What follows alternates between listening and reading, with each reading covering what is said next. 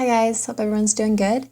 Today I'm back with another before and after editing video, and this time I'm going to be working with this photo right here. This was taken back in 2013. I believe it was in May. It was a bright but kind of gray, overcast, mellow day, and I liked the light. It was nice to shoot in, but it did translate a little dull and a little flat to photos, so I'm going to try to fix that and make it as good as possible. Yeah, there's a bit of work to be done, but I definitely see the potential, so let's just go ahead and get started. And if you watched my last video, you're going to know that first of all, I'm going to want to pick a Visco preset to add to this photo. And if you want more info on that, just go to my last video and see the description. So let's find a preset that I like. Ooh, too dark. Let's see.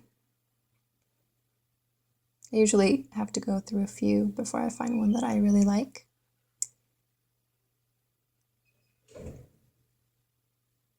Let's see. I like that one. It's very soft, and I think I can turn it into something really nice. So let's go ahead and try this one. So I'm going to switch over to develop up here. If I can click. Oh. Okay. My computer's struggling.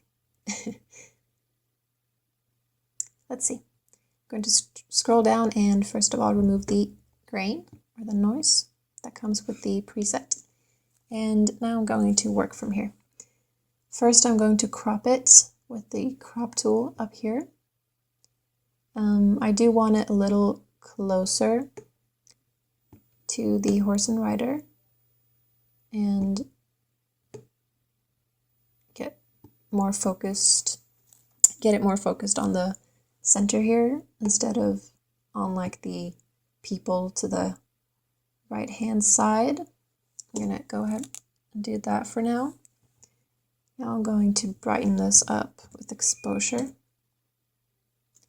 Something like that. Oops, okay.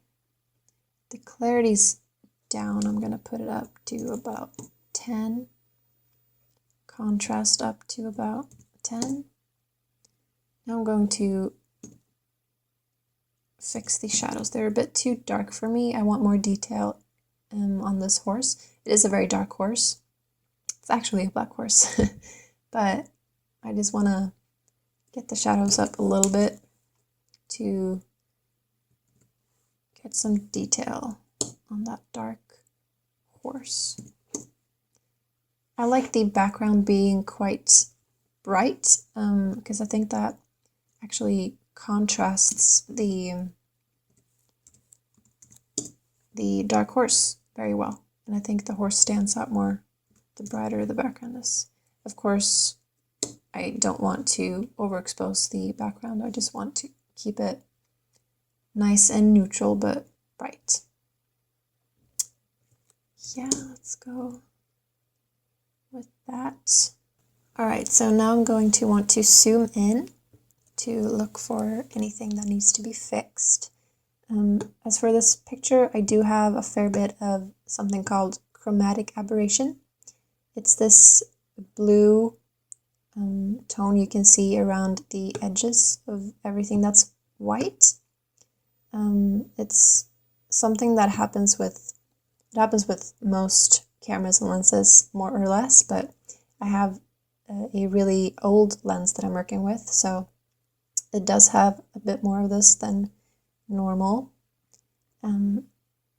Fortunately, this is very easy to remove in Lightroom.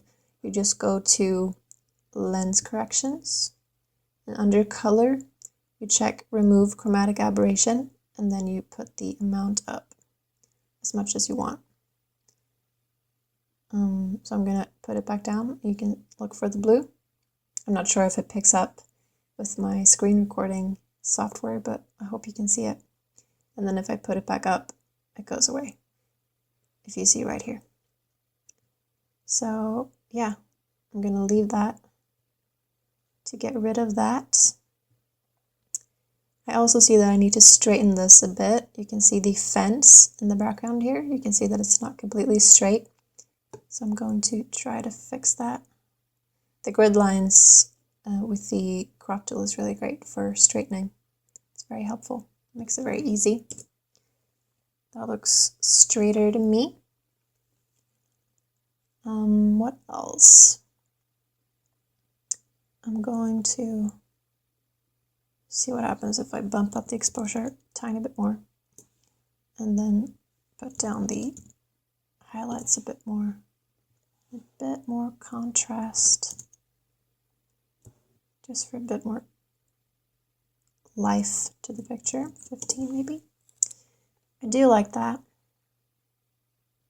Yeah, I think I'm pretty happy with that. I'm gonna see what it looks like if I crop it into a portrait instead of a landscape. Let's see. So I'm just gonna crop away the edges and make it taller, just to see what it looks like. Sometimes I like that more and sometimes I don't. I think I like that less because I do really like the background with this one, with the beautiful birches and the light seeping through. So I'm gonna leave it like that. Just crop it in a bit more.